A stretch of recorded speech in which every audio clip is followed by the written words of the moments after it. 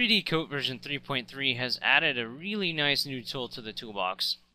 It's essentially multi-resolution sculpting for voxels, and let's talk a little bit about what it actually is and what it does. Let's look at the Vox tree here. We have a new icon for each object on the layer. It looks like a little hard disk with an arrow pointing to it, and if we click one of those icons, it will send the high-resolution sculpture to hard disk. It will cache it to the hard disk, and then we can sculpt on it and make changes, and then you'll see the icon has changed from the hard disk with an arrow to an arrow kind of curving to the right, which when once clicked will pull that high resolution sculpture back.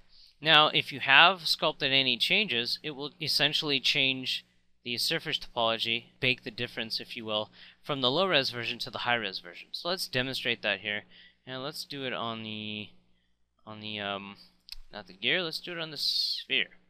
So let's, with voxel mode here, let's go with the airbrush tool and select one of these other brushes up here, the pin alphas. Let's just put in some little details like this. Okie dokie. So now we have some kind of texture on the surface, and that's great. But if we go in with a bigger tool, like the increase tool, for example, and what we want to do is pull this out. We want to have some kind of, area out here that comes out. Well, if we start sculpting on there, it's going to smooth it out, and that's kind of problematic. So if we hit undo, I think one more time, right, we could maybe use the move tool. Where are you, move tool? We could try and do that, but if we did that, and I'm not going to, it's kind of slow when you're using the voxel move tool. But if we change over to surface mode, it's quite faster. And that's what caching does. It will take the surface mode object, then decrease the resolution of that object, so you can sculpt on an even lower res polygonal mesh or proxy mesh. And let's go and do that now. So we have our texture here that we wish to keep on the surface. Let's cache it. Okay, you can see that we have a minimal amount of detail here, and that's great. So now if we go in and sculpt with the draw tool, just a little bit maybe, and that should be good. Maybe indent the surface here a little. Okay, that's fine. So let's uncache that, and you'll see we've made some changes to the surface, but at the same time kept those details. So that's great. And another thing to point out is that when you're using the move tool, let's send that to cache again. If we use the move tool in voxel mode, it's quite slow.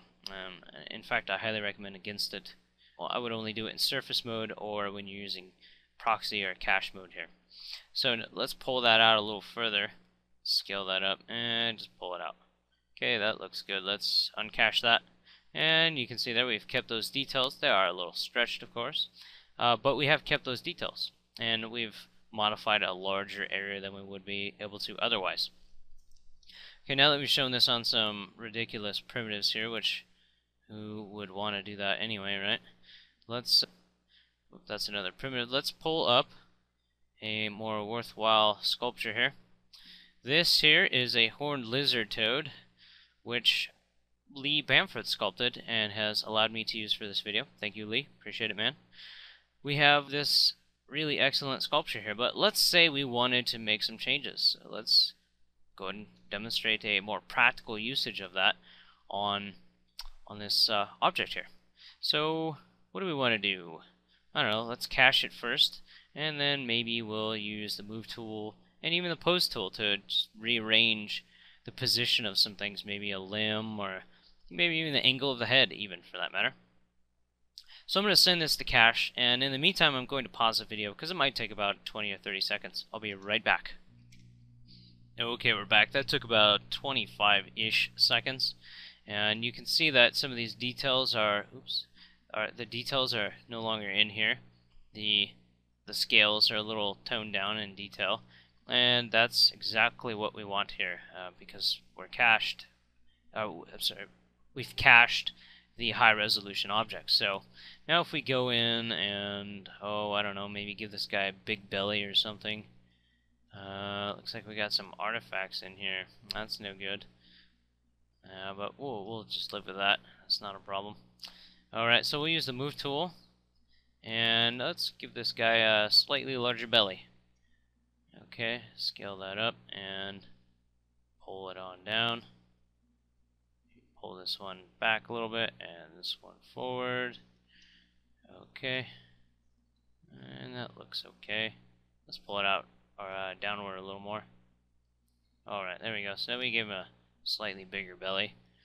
And let's go ahead and adjust the angle of the neck a little bit. Now we're going to hide the horns and the eyes because those are going to be in the same position, so we won't be editing those at this time. And we'll just shut off the claws too while we're at it. Okay, now let's activate the pose tool, and we're going to draw with a line here, and that angle should work, I think. Right, that looks okay. Let's change to rotate, and let's just rotate this on down. Nothing too crazy. Let's do it one more time. So we adjust, there we go. We don't want it to stretch too much in here, so let's grab a little more. There we go. That's better. The rotation is distributed a little more evenly. Okay, that looks fine to me. Right, now if we go and uncache this, these changes will be applied to our high-resolution sculpture. So I'm going to pause while that does that, and I'll be right back. Okay, that took about another 25 seconds, and you can see that we've rotated the neck here of the horned toad lizard, and it looks quite good. The details are still all here, but now the neck is facing a different direction, and the head is pointing in that direction. Oops, looks like I have the pose tool activated. Let's change our tool here.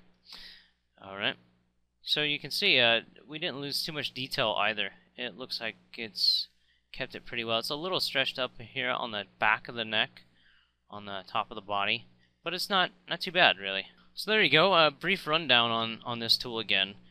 Basically what you do is you have a high-resolution sculpture that you'd like to make bigger changes, say give a big belly on something that has smaller details which you don't want to lose those details on, or again like the neck which we adjusted here, again we don't want to lose those details, we want to adjust it on a bigger scale, if you will, rather than going in and losing those details and sculpting it out. We can go into cache mode here, cache the high-resolution object, use our low-resolution proxy object to sculpt our wanted changes to, and then uncache it and have 3D-Coat apply those changes from the low-res sculpture to the high-res sculpture and keep all of our high-res details, just like this.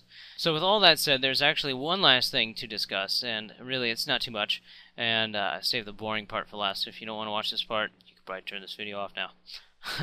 So the button over here that activates the caching and uncaching is actually up here as well. So you can toggle proxy mode, which is the same as clicking the button. You can restore visible volumes and also downgrade visible volumes. So that will just cache and uncache as well. So it's the same as toggling, actually. You can also clear out any cached items if you like. And then an important thing here, I suppose, is proxy visualization. Default will reduce by 4, which I actually happen to use quite often. But what I could have done on this object to get more speed increase out of my edits and sculpted changes is to reduce it 8 times. And that will, in fact, reduce it quite a bit. So I'm actually going to demonstrate that here, but to activate that out of 4 times, I actually have to uncache an object. And at the moment, I don't have an object cached, so that's fine. Just keep that in mind. If you do have something cached, it's not going to immediately show up. You need to uncache it first, and then cache it again with your settings changed here to whatever level of resolution you would like to have. So I'm going to pause again, and be right back. Okay, we're back. And you can see now, with voxel proxy resolution reduced to 8 times, it is much lower resolution. You can see it's not looking too pretty, but it's really not that important. If you need to sculpt some larger or greater sized details in here, then this would really be of some great help.